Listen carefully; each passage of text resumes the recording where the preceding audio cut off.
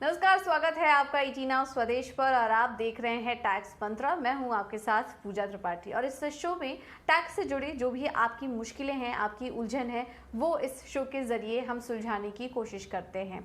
और हमारी कोशिश ये भी रहती है कि अगर आपके भी कुछ सवाल हैं तो वो भी आप हमें भेज सकते हैं। ज़्यादा से ज़्यादा सवाल हम उनको शामिल करने की कोशिश करेंगे और आप हमारे अपने जो सवाल हैं वो हमारे सोशल मीडिया हैंडल पर भी भेज सकते हैं।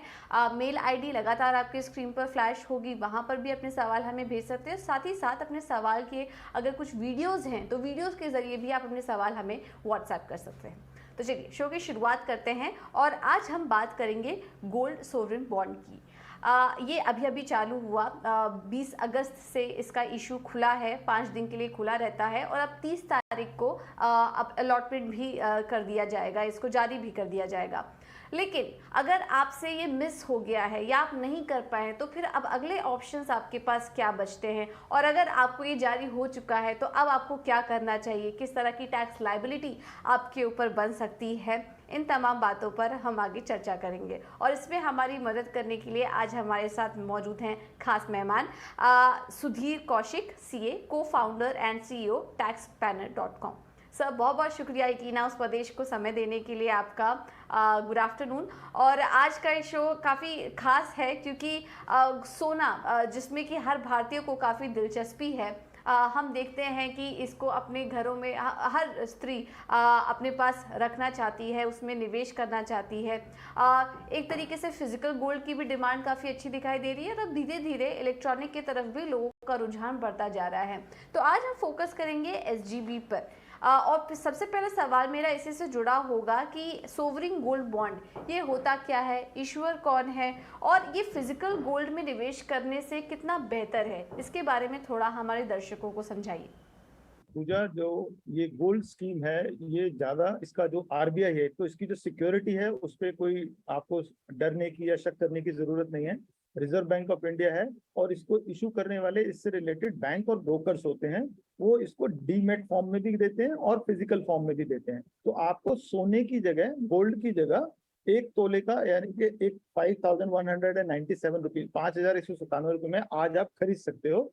और इसमें फायदा ये है कि जो आपका जो मेकिंग चार्जेस वगैरह होते हैं या उसको रखने के लिए जो रिस्क होते हैं, अगर मुझे गोल्ड रखना है, घर में रखना है या लॉकर में रखना है, तो वो सब रिस्क इसमें नहीं आते हैं। या बेचने जाते हैं तो उसमें वो कुछ प्राइस कट भी करते हैं जब हम उसको सेल करते हैं। यहाँ पर और उसमें कैपिटल गेन टैक्स भी लगता है आपको जब बेचते हो।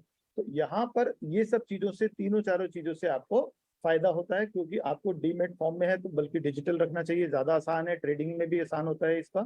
दूसरा, इसमें जब हम रखने की कोई जगह की चिंता नहीं है तो कितना भी खरीद सकते हैं। इसमें हम अप टू 4 kg यानी कि मैं पैसा इन्वेस्ट कर सकता हूँ 4 kg तक गोल्ड। अगर किसी को ज्यादा भी रखना है, पर पर्सन है, पर पैन की बात होती है यहाँ पर, एक आदमी का एक पैन माना जाता है।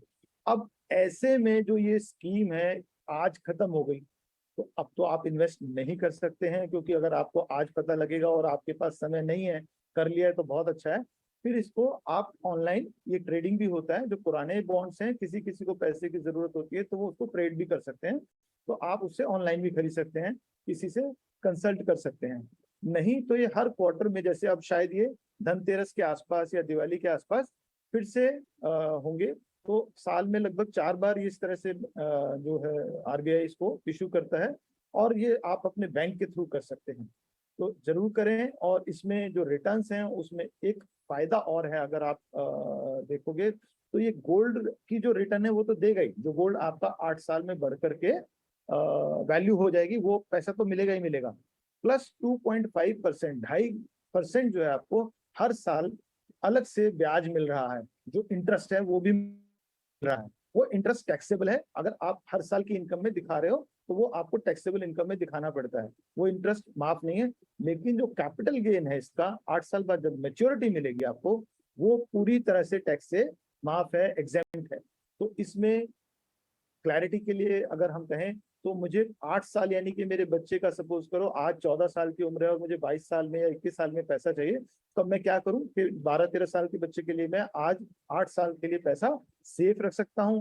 गोल्ड की रिटर्न जो है वो इन्फ्लेशन को बीट करती है, जनरली उसके आसपास रहती है। तो इसमें ये एक फायदा है कि मैं 8 साल बाद मुझे पैसा चाहिए तो मैं वहां पर रख सकता हूँ। थोड़ी सी इसकी ट्रेडिंग में अभी कमी है, तो आप ऐसा ना सोचें कि बहुत लिक्विड है तो आपका पैसा थोड़ा सा ब्लॉक होता है। बहुत कम लोग अभी ट्रेडिंग कर रहे हैं गोल्ड में। और इसका टैक्स बेनिफिट मैंने जैसे बताया कि जब आपके बच्चे को या आपको जब पैसा मिलेगा तो ये पूरी तरह से टैक्स से फ्री होगा। और ये जो 2.5% आपको इंटरेस्ट मिल रहा है, ये आपके सेविंग बैलेंस की तरह से वो इंटरेस्ट प्लस में मिल रहा है आपको। तो फायदे ही फायदे हैं, सोना ही सोना। सुधीर जी, निवेश की क्या सीमा है इसमें? मिनिमम और मैक्सिमम कितना हम गोल्ड बॉन्ड में निवेश कर सकते हैं अगर इन्वेस्टर को करना हो तो? क्या लिमिट है इसकी? जैसे 10 ग्राम आपको मिनिमम करना है और मैक्सिमम में 4 kg है, तो 10 ग्राम के लिए सपोज करो मुझे 50,000 रुपीज के करीब की है, 52,000 के करीब की इन्वेस्टमेंट होगी।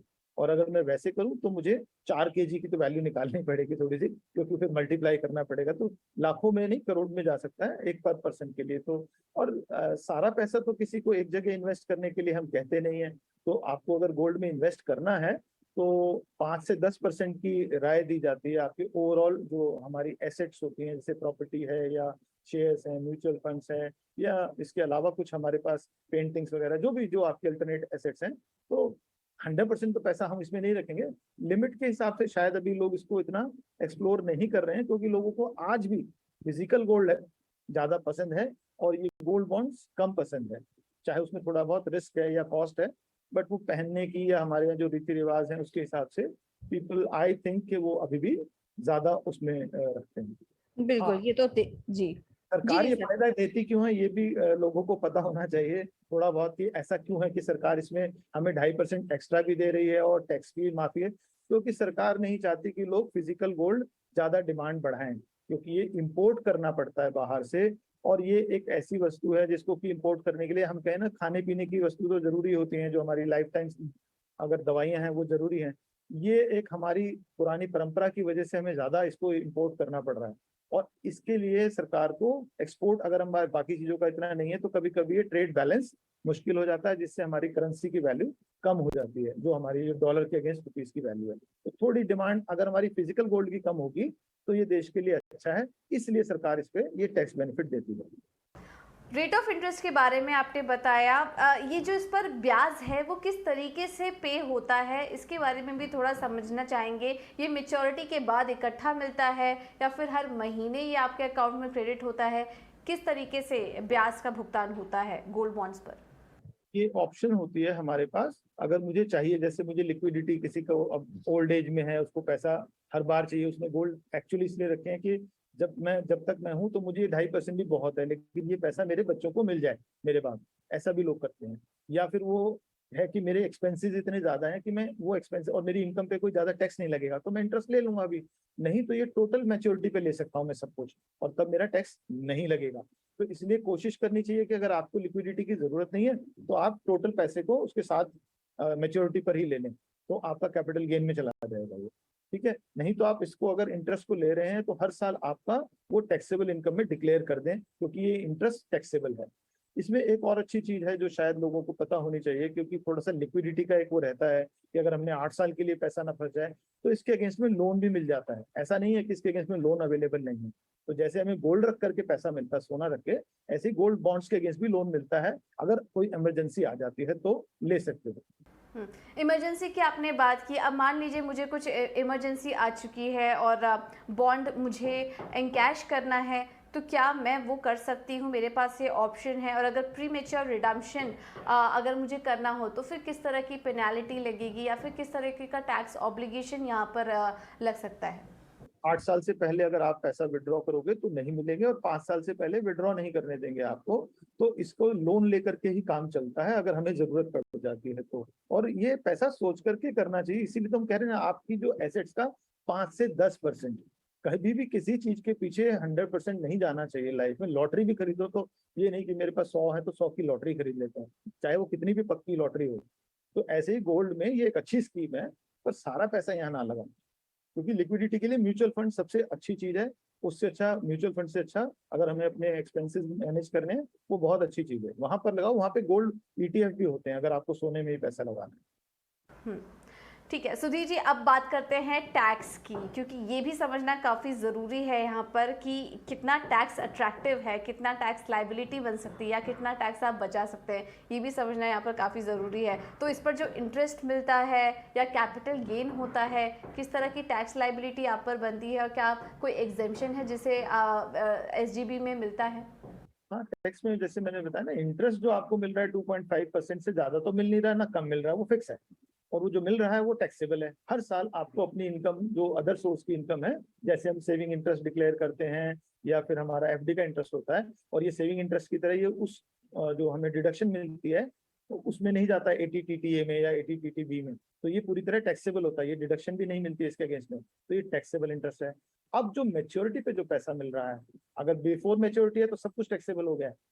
अगर आपने मेच्योरिटी पर लिया है 8 साल के बाद, तो आपका सब कुछ टैक्स फ्री है। तो आपको वेट करनी है 8 साल की इसकी मेच्योरिटी की, सबसे जो अच्छी चीज है, क्योंकि इसको इससे कम के लिए सोचना ठीक नहीं है। फिर भी जरूरत है तो लोन लेना चाहिए, और अगर आप लोन भी नहीं लोगे और उसको प्री मेच्योर करोगे तो टैक्सेबल है, पूरी तरह से टैक्सेबल होगा, आपकी इनकम में जुड़ जाएगा, फिर बिल्कुल। आपको एक्स्ट्रा जो भी पैसा मिला। ठीक है, एक आखिरी सवाल मेरा, अब जो निवेशक इस बार नहीं किसी कारणवश इस इशू में पार्टिसिपेट नहीं कर पाए, अब उनके लिए क्या ऑप्शन बचा है? अगला मौका उनको अब कब मिलेगा SGB में निवेश करने का? जो कहते हैं ना, देर आए दुरुस्त आए, आज भी अगर किसी के पास समय होगा या जब भी अगर निकल गए, तो एक तो ऑनलाइन ट्रेडिंग होती है, तो आप ऑनलाइन भी खरीद सकते हो, ऐसा कोई बहुत ज्यादा उसमें प्रीमियम नहीं होता है।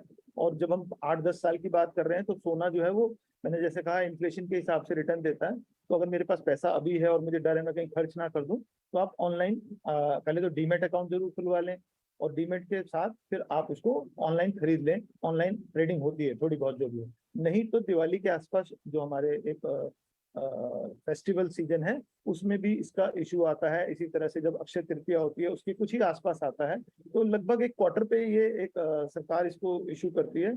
और कहीं ना कहीं इसमें जो मार्केट रेट है उससे उस समय भी कुछ कम पर ही आता है। जब ये आता है तो थोड़ा सा रिटेलर्स को कहते हैं ना, आपको अट्रैक्ट करने की कोशिश करती है गवर्नमेंट, और उसका एक ही पर्पज है, आपको फिजिकल गोल्ड से दूर रखना। जी जी। तो आप दिवाली पर जरूर खरीद लें, नहीं तो फिर मार्च में आसपास आएगा एक बार। ठीक है, तो अगर आपने मिस कर दिया है, ये कुछ तरीके हैं जिसके ज़रिए आप ट्रेड कर सकते हैं, इन्वेस्ट कर सकते हैं, या फिर दिवाली तक का वेट करें, मार्च तक का वेट करें और यहाँ पर आप SGB में वापस से निवेश कर सकते हैं। ठीक है, तो चलिए अब आपके भी कुछ सवालों को यहाँ पर शामिल करते हैं। SGB की तो बात हमने की, लेकिन कुछ सवाल हमें आपके भी मिल रहे हैं, दर्शकों के भी मिल रहे हैं, वो भी एक एक करके ले लेते हैं। और पहला सवाल जो हमें आया है एक दर्शक का है, नाम मेंशन नहीं है, बट ये एक सीनियर सिटीजन है, इनको डिविडेंड इनकम हो रही है और इनका कहना है कि इन्होंने पिछले साल ओल्ड रेजिमी में के तहत टैक्स फाइल किया था।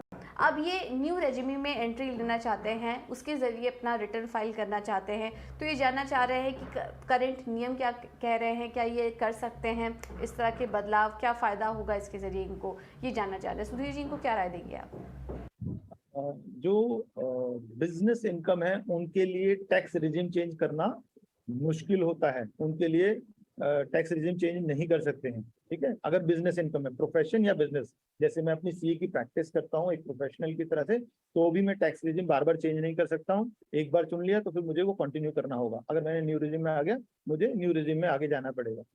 दूसरा यह है कि अगर मैं सैलरीड हूँ या मेरे पास बिजनेस इनकम नहीं है, जैसे इनके पास है, ये सीनियर सिटीजन है, पहली बात तो ये न्यू रिजिम में जा सकते हैं, कोई भी इंडिविजुअल, और HUF के लिए न्यू रिजिम एप्लीकेबल है, अवेलेबल है। तो सीनियर सिटीजन के लिए भी, और जो नॉन सीनियर सिटीजन है जो 60 से कम है या ज्यादा है। अब सीनियर सिटीजन है और इनके पास इनकम, आपने बताया शायद डिविडेंड के अलावा तो कोई इनकम नहीं है, या और कोई इनकम बिजनेस की तो नहीं है ना किसी तरह की? नहीं, कोई इनकम नहीं है इनकी। हाँ, तो ये जा सकते हैं। और डिविडेंड इनकम के ऊपर इनको अगर अपनी जो रिटर्न फाइलिंग की डेट तक, जब तक इन्होंने रिटर्न फाइल नहीं किया, अपना मन कभी भी बदल सकते हैं कि नहीं मुझे ओल्ड में फायदा है या मुझे न्यू में फायदा है। बेनिफिट आपको देखना है कि भाई मैंने टैक्स सेविंग की है या नहीं की है, मेरे पास पैसा ही नहीं था सेविंग के लिए, तो न्यू रिजिम बेटर है हमेशा की। जब मेरे को टैक्स सेविंग कर रहा हूँ मैं ATC के लिए या ATD के लिए या कुछ और हाउस लोन वगैरह की, तब मुझे ओल्ड रिजिम बेनिफिट होता है। तो शायद ये सीनियर सिटीजन है, इन्होंने ज्यादा सेविंग्स नहीं की होंगी, तो ये न्यू रिजिम में बिल्कुल जा सकते हैं और डिविडेंड इनकम की ये कर सकते हैं। हाँ, सैलरीड के लिए अपने एम्प्लॉयर को बताना, वो एक जो हमारा 115 BAC जो सेक्शन नया आया है, वहां वो अपने एम्प्लॉयर को बता सकता है। उसको कहा जाता है कि वो इंटीमेट करे। जब तक वो अपने एम्प्लॉयर को नहीं बताता है, तब तक एम्प्लॉयर ओल्ड रिजीम में ही टैक्स काटेगा। वो यही आपको इंटीमेट करना है that I want to apply in this new tax regime. अगर मैं बिल्कुल। जॉब, तो एम्प्लॉयज के लिए ये स्पेशली है। हाँ, वो फिर भी लास्ट में जाके रिटर्न फाइल करते समय बदल सकते हैं अपना डिसीजन, चाहे एम्प्लॉयर ने टैक्स काट लिया न्यू रिजीम पे या ओल्ड पे, वो जाकर के बदल सकते हैं। वो एम्प्लॉयज को राइट दिया हुआ है सरकार ने, तो ओके। इनके पास ये राइट है। बिल्कुल। तो क्योंकि आपकी कोई बड़ी आय नहीं है, डिविडेंड के ज़रिए आय है, तो आपके लिए न्यू रेजिम ही फ़ायदेमंद हो सकता है, आप यहाँ पर शिफ्ट कर सकते हैं। अगला सवाल हमें आया है FM शेख जी का। इन्होंने करीब 18 लाख रुपए का भुगतान किया अपने कोरोना के समय कोविड ट्रीटमेंट पर अप्रैल में 2021 के दौरान, जो कि पैसे इनको यहाँ पर एम्प्लॉयज़ की तरफ से मिले हैं। हालांकि वो रीइंबर्स भी हो चुका है इंश्योरेंस कंपनी के ज़रिए। अब ये जानना चाह रहे हैं कि क्या FY 21-22 में ये उसका जो अमाउंट है वो एग्जेम्पशन के लिए क्लेम कर सकते हैं, क्या तरीके हैं, कितना अमाउंट उनको ITR में दिखाना चाहिए, ये है इनका सवाल। सुधीर जी, क्या सजेस्ट करेंगे आप इन्हें? जो कोरोना में जिनको भी थोड़ी बहुत परेशानी हुई है, तो सरकार ने उसकी संज्ञान लेते हुए उसका वो लेकर के रेफरेंस कुछ एग्जेम्पशंस दे दी हैं कि अगर आपने एम्प्लॉयर से पैसा मिला है आपके इलाज के लिए, या आपके परिवार में किसी की डेथ हुई है और आपको एक साथ पैसा कुछ आपके एम्प्लॉयर ने दिया है, वो पूरी तरह से टैक्स फ्री है। पहली बात तो ये है, अगर एम्प्लॉयर से मिल रहा है, चाहे वो 1 करोड़ रुपया हो, वो भी टैक्स फ्री है। किसी ने, आप बहुत अच्छी जगह काम कर रहे थे और आपके परिवार को मिल रहा है तो भी फ्री है, और आपके इलाज में अगर पैसा लगा है तो भी टैक्स फ्री है। तो आपको मिले या आपके परिवार को, एम्प्लॉयर से। लेकिन अगर मेरे को पैसा मेरे दोस्तों से मिला, मेरे फैमिली में किसी ने दिया, तो फिर वो 10 लाख की अपर लिमिट है। तो दोनों में एक फर्क है, एम्प्लॉयर दे रहा है तो नो लिमिट, और मुझे कोई अगर दे रहा है मेरा फैमिली फ्रेंड, तो मेरी लिमिट है पूरे साल की 10 लाख। पहली बात तो ये है कि ये लिमिट क्लियर होनी चाहिए। और इसमें मेरा कोरोना की जो रिपोर्ट है वो मुझे सरकार को देनी होगी। अभी ये 5 अगस्त को एक इनका नोटिफिकेशन आया है सरकार का। पहले ऐसा कुछ नहीं था कि इसके लिए करना क्या है, तो लोगों को क्लैरिटी नहीं थी। और वो कहते हैं ना कि कई बार एक पुरानी कहावत है कि गांव बसाने ही मांगते पहले आ जाते हैं। तो कई बार हम, सरकार कुछ अच्छा करने की कोशिश करती है, फायदा उठाने वाले ज्यादा आ जाते हैं। तो जिनका इलाज हुआ नहीं हुआ, उस खाते में पैसा ले लिया। तो सरकार ने अब इसकी पूरी एक वो बना दी है, फॉर्म ए है, जिसको कि आपको डिक्लेरेशन में 14 इंफॉर्मेशन देनी पड़ती है। हमारे श्रोताओं को हम चाहेंगे कि वो फॉर्म पूरा दिखा दिया जाए कैसे भरना है। उसमें आपका पैन नंबर, कहाँ आपने इलाज कराया, कब आपको डायग्नोज हुआ, और आपका क्या क्या कितना खर्चा आया, तो उस सब की रिपोर्ट मांगी है सरकार ने फॉर्म ए में। वो आपको डिक्लेरेशन करना है कि आपका पैसा ऐसे ऐसे खर्च हुआ है। ये कोरोना एक्सपेंसेस की डिटेल पहले नहीं थी, अभी 5 अगस्त को 92 एक नोटिफिकेशन आया जिसको फॉलो करना है सबको। आप चाहे इलाज के लिए हो या मृत्यु के बाद मिला हो पैसा, दोनों ही सूरतों में वो डिक्लेरेशन फिल करना जरूरी है। और वो डिक्लेरेशन या तो उसकी फैमिली करेगी अगर वो जो चला गया है, कि भाई वो उसको, क्योंकि पैसा उनको मिल रहा है तो टैक्सेबल ना हो जाए उनके हाथ में। और उसको ये ध्यान रखें, अगर आपने गलती से कोई चीज गलत क्लेम कर रहे हो तो सरकार आजकल पेनल्टी भी लगा देती है। तो सही जब इतनी एक हम कहेंगे 100 सालों में जो महामारी आई है, इसका कोई इस तरह से टैक्स में फायदा ना उठाएं, क्योंकि सरकार पूरा वेरीफाई करेगी हॉस्पिटल्स का, जो आपके रिपोर्ट्स का, कि इतना ही खर्चा हुआ है। नहीं तो लोग क्या करेंगे कि 50,000 खर्च हुआ और 5 लाख रुपए ले लेते हैं तो टैक्स बच गया। ऐसा करने वाले शायद आने वाले सालों में फंसेंगे, क्योंकि सरकार के पास डाटा इंटीग्रेशन बढ़ता जा रहा है। तो कुछ लोगों ने इसका फायदा उठाने की कोशिश की है, ऐसा सुनने में आ रहा है। अगले दर्शक का जो सवाल है वो आया है हमें दिल्ली से, सुरेंद्र जी का, और इनका सवाल ये है कि क्या ये अपने शॉर्ट टर्म कैपिटल लॉस को डिविडेंड अमाउंट के सामने ऑफसेट कर सकते हैं, एडजस्ट कर सकते हैं, क्या ये कर सकते हैं? सुरेंद्र जी का सवाल आया है, क्या ये कर सकते हैं Sudhir ji? Short term capital loss को डिविडेंड से जी नहीं कर सकते हैं। डिविडेंड जो है वो हमारी अदर सोर्स की इनकम है, और हमारे टैक्स स्लैब जो होते हैं 10%, 20%, 30%, तो उसके हिसाब से टैक्सेबल होते हैं। कैपिटल गेन के लिए अलग से रेट है, अलग इनकम हेड है। तो short term capital loss dividend से सेट ऑफ नहीं हो सकता है। इसको एडजस्ट की जगह हम वर्ड यूज करना चाहिए सेट ऑफ। सेटअप का मतलब होता है लॉस है और वो सेटअप होगा।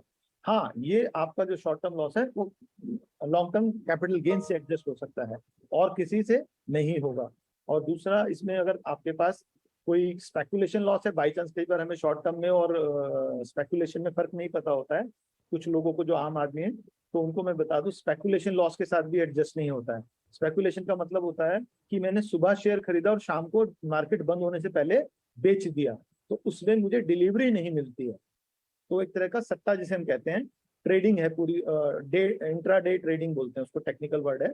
तो अगर ये ट्रांजेक्शन उसको शॉर्ट टर्म समझ रहे हैं तो वो शॉर्ट टर्म नहीं है। हाँ, आपने आज खरीदा और कल बेचा है, यानी कि डिलीवरी आपको आई है और उसको 10 दिन बाद या 1 महीने बाद बेचा है, वो शॉर्ट टर्म है। तो ये भी ध्यान रखना। ओके, चलिए अब समय की थोड़ी कमी है, एक आखिरी सवाल हम यहाँ पर लेंगे। ममता राय जी ने अपना सवाल भेजा है कोलकाता से। मैंने वर्ष 2021-22 में एक फ्लैट बेचा था जिसकी सेल प्राइस 1 करोड़ रुपए है। अब उन्हें 20 लाख एडवांस मिला था और परचेजर ने उस पर 20,000 का TDS काट लिया है। उस फ्लैट की सेल डीड जो है वो 2022 की है।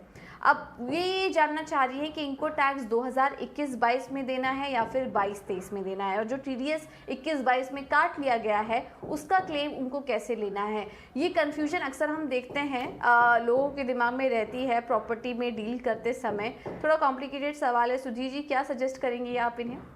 ये एक्चुअली थोड़ा डिफिकल्ट ही है लोगों के, आम आदमी के लिए आसान नहीं है समझना, और इसको करना भी आसान नहीं है। शायद इनको एक्सपर्ट की जरूरत होगी, पर मैं कोशिश करता हूँ इसको आसान करने की।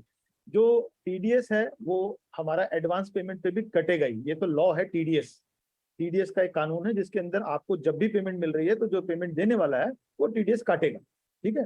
पर आपकी प्रॉपर्टी बिकी नहीं है क्योंकि सिर्फ आपको एडवांस मिला है, एडवांस फॉर एग्रीड सेल, कि मैं आपको 3 महीने बाद ये रजिस्ट्री करा दूंगा या ट्रांसफर करा दूंगा। जो कैपिटल गेन होता है वो होता है ट्रांसफर ऑफ एसेट्स पर। जब मैंने घर को ट्रांसफर किया उनके नाम, यानी कि सेल डीड बनाई। अब सेल डीड बनी मेरी शायद आपने बताया जून 2022। अब जून 2022 में इनको एक्चुअली टैक्स लगना है, लेकिन इनका टैक्स कटा है पिछले साल में, 2000 फाइनेंशियल ईयर 21-22 में, जबकि इनको रिटर्न जो भरनी होगी जिसमें कैपिटल गेन है वो 2022-23 है। तो पहली चीज तो ये कि क्लियर ये है कि 2022-23 की जब रिटर्न फाइल करेंगे उसमें वो डिक्लेयर करना है कैपिटल गेन। अब वो पुराने साल का क्लेम कैसे करें जो पिछले साल कट गया, उसके लिए डेफर्ड TDS का एक वो होता है, पूरा शेड्यूल है हमारी ITR में जिसे डिटेल ऑफ TDS कहते हैं। उसमें ये कॉलम बताना पड़ता है कि भाई मेरा इस साल में टैक्स कट गया था जो पिछले साल में, अब मैं क्लेम कर रहा हूँ। और जो पिछले साल की रिटर्न 21-22 की है उसमें इनको कैरी फॉरवर्ड दिखाना पड़ता है कि मेरे पास इस साल ये इनकम डिक्लेयर नहीं कर रहा हूँ, जो मेरा 20 लाख मुझे एडवांस मिला है ये अभी मेरी इनकम नहीं है, तो इसको मैं कैरी फॉरवर्ड कर रहा हूँ, ना तो इनकम दिखा रहा हूँ और मैं TDS भी क्लेम नहीं कर रहा हूँ। TDS का रिफंड नहीं मांगना है आपने और उसको डेफर करना है। जब आप डेफर करोगे तो 2022-23 की रिटर्न में इसको क्लेम कर लोगे, ऐसे एडजस्ट होगा क्योंकि आपकी इनकम 2022-23 में है। थोड़ा आसान हुआ या मैं और कुछ एक्सप्लेन करूं, क्योंकि ये मुश्किल था थोड़ा? नहीं सर, अब इस ज्यादा तो फिर उनको फोन ही लेना पड़ेगा। जी, काफ़ी बेहतर तरीके से और काफ़ी आसान भाषा में आपने इनके सवालों का जवाब दिया और उम्मीद है इनको मदद भी मिली होगी। चलिए फिलहाल इतने ही सवालों को हम शामिल कर पाएंगे।